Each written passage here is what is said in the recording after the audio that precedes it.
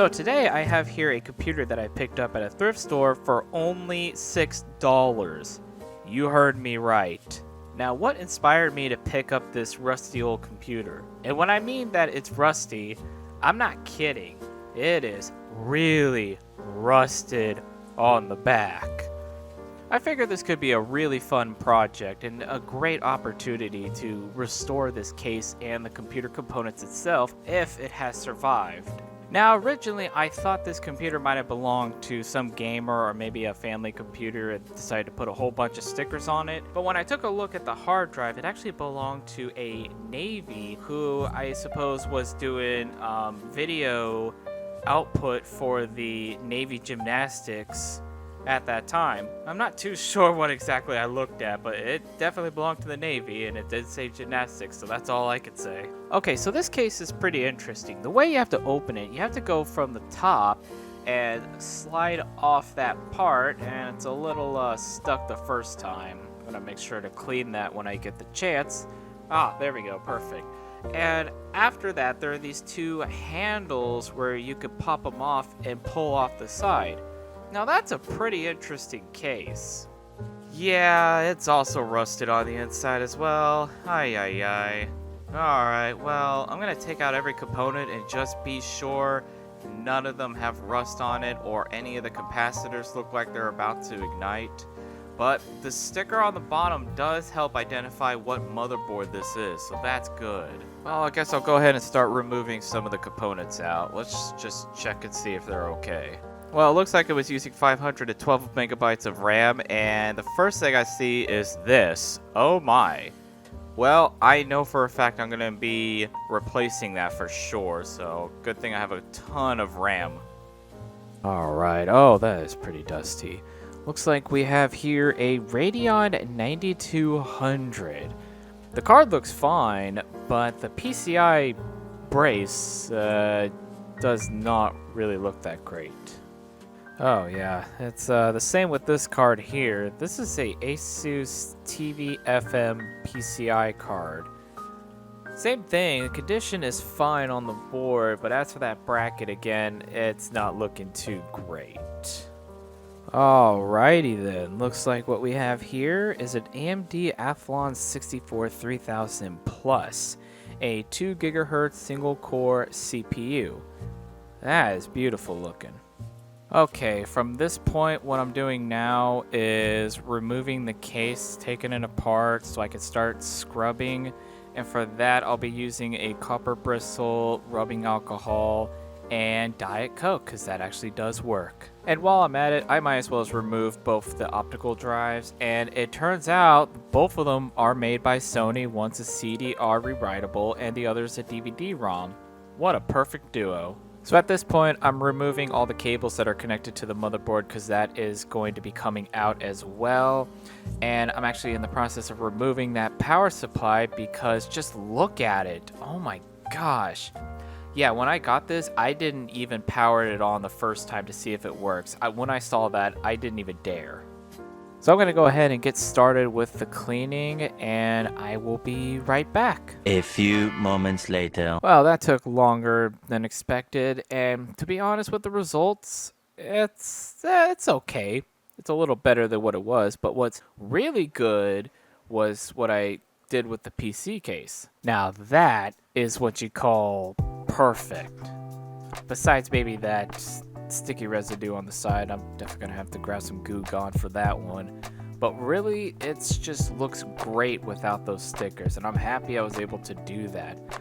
So I'm just gonna go ahead and put everything back inside and get this thing tested out and working. So with the motherboard in there, I decided to stick some Corsair's DDR 1 GB RAM. So this will equal out to 2 gigs. That's perfect for this build. And we're just going to replace that hard drive with a 40 GB Western Digital. I know it's a downgrade, but that hard drive just stopped working. So I only had that one-time access to see what was in that hard drive. All right, and for cosmetic, I'm just going to put this PCI network card in there. Obviously, we're not going to be using this to go on the web, but just for the heck of it. So I decided to upgrade the graphics card, and what I have here is an ATI Radeon 9250, so just a little bit of a boost, but hey, I'm excited to use it. It's been, as you can tell, been keeping this thing for a while, so this has 128 megabytes. That's perfect. And as for the power supply, I just switched it with a 350 watt power supply. The other one had just a 300, so 50 more the power.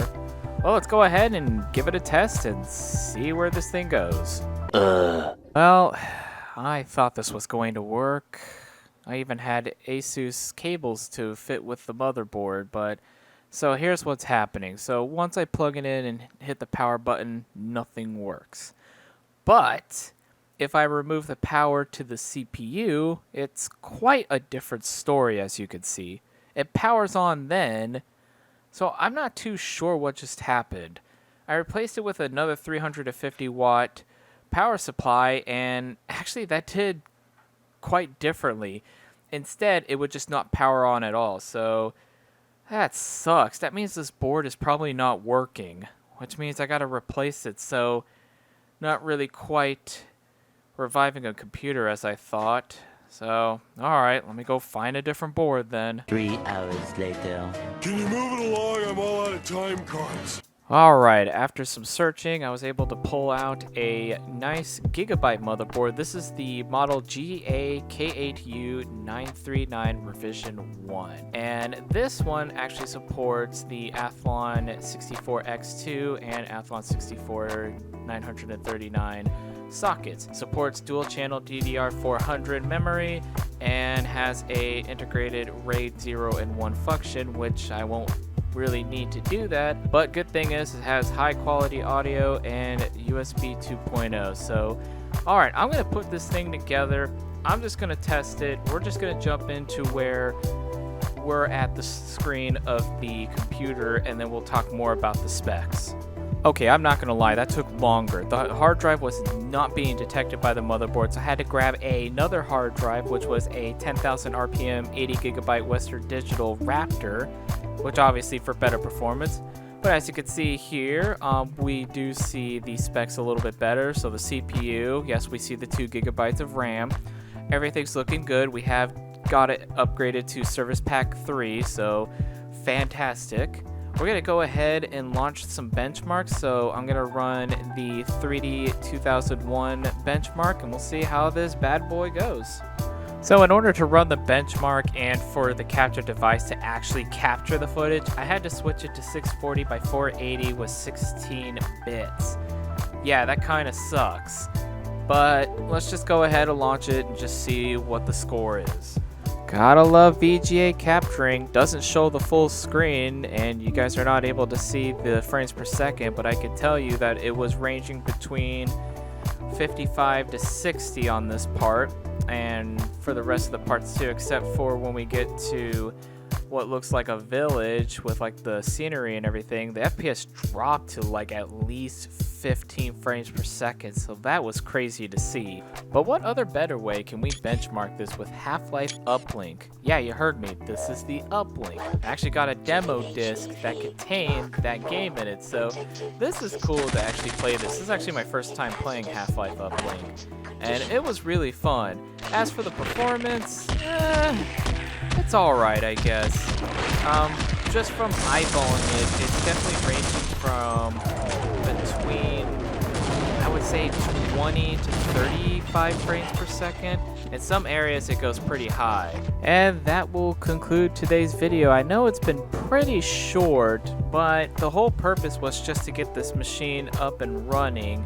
And it's at that stage where I would say, yes, it's totally operational. Is it good for gaming? Maybe in some areas, yes.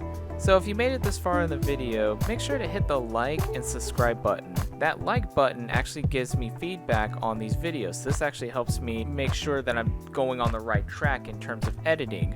But till next time, well, when I mean next time, probably on Halloween, I'll definitely have something for you all that might be a little bit longer. I will catch you guys by then.